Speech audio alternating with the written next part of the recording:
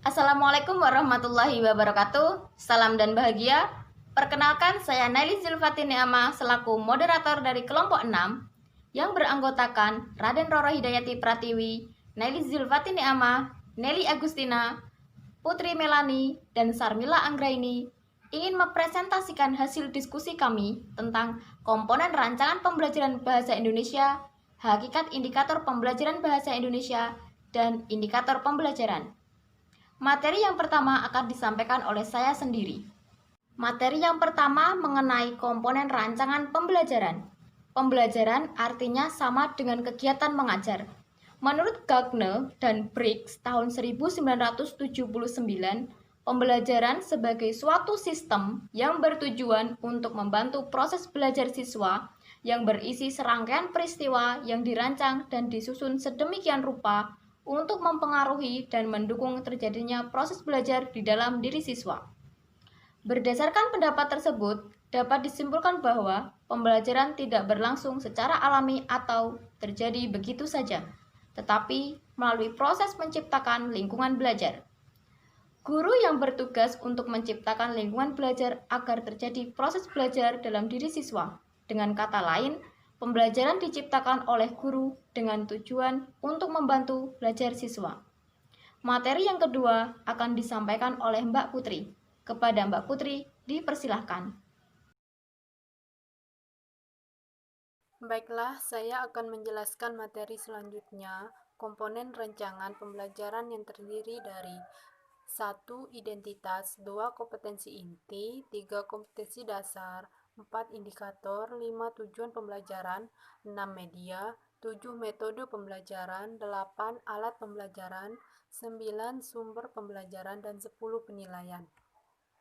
Selanjutnya, hakikat indikator pembelajaran bahasa Indonesia. Yang pertama, pengertian indikator.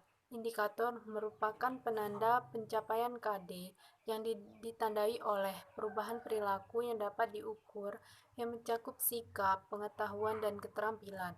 Indikator dikembangkan sesuai dengan karakteristik peserta didik, mata pelajaran, satuan pendidikan, potensi daerah, dan dirumuskan dalam kata kerja operasional yang terukur atau dapat diobservasi.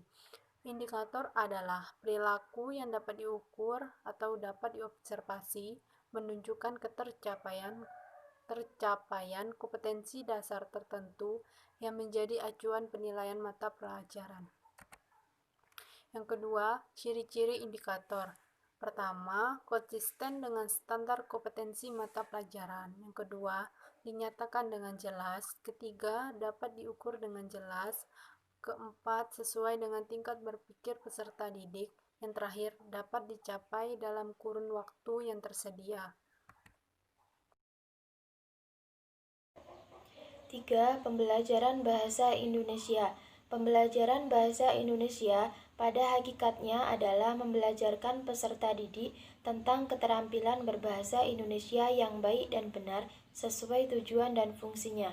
Menurut Atmazaki, mata pelajaran bahasa Indonesia bertujuan agar peserta didik memiliki kemampuan berkomunikasi secara efektif dan efisien sesuai dengan etika yang berlaku, baik secara lisan maupun tulis, menghargai dan bangga menggunakan bahasa Indonesia sebagai bahasa persatuan dan bahasa negara, memahami bahasa Indonesia dan menggunakannya dengan tepat dan kreatif untuk berbagai tujuan, menggunakan bahasa Indonesia untuk meningkatkan kemampuan intelektual, serta kematangan emosional dan sosial, menikmati dan memanfaatkan karya sastra untuk memperluas wawasan, budi pekerti, serta meningkatkan pengetahuan dan kemampuan berbahasa, menghargai dan membanggakan sastra Indonesia sebagai khazanah budaya dan intelektual manusia Indonesia. C. Indikator pembelajaran. Indikator memiliki kedudukan yang sangat strategis dalam mengukur ketercapaian kompetensi dalam pembelajaran. 1. Fungsi indikator. Yang pertama, pedoman dalam mengembangkan materi pembelajaran. Mengembangkan materi pembelajaran harus sesuai dengan indikator yang dikembangkan. Indikator yang dirumuskan secara cermat dapat memberikan arah dalam pengembangan materi pembelajaran yang efektif sesuai dengan karakteristik mata pelajaran, potensi dan kebutuhan peserta didik, sekolah, serta lingkungan.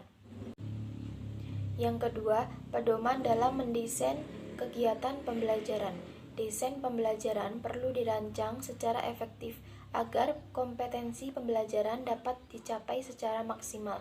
Pengembangan desain pembelajaran hendaknya sesuai dengan indikator yang dikembangkan, karena indikator dapat memberikan gambaran kegiatan pembelajaran yang efektif untuk mencapai kompetensi. Selanjutnya, C. Pedoman dalam mengembangkan bahan ajar. Bahan ajar yang perlu dikembangkan oleh guru guna menunjangkan pencapaian kompetensi peserta didik.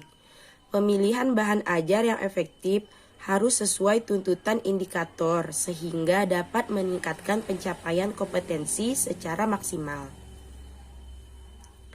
D. Pedoman dalam merancang dan melaksanakan penilaian hasil belajar.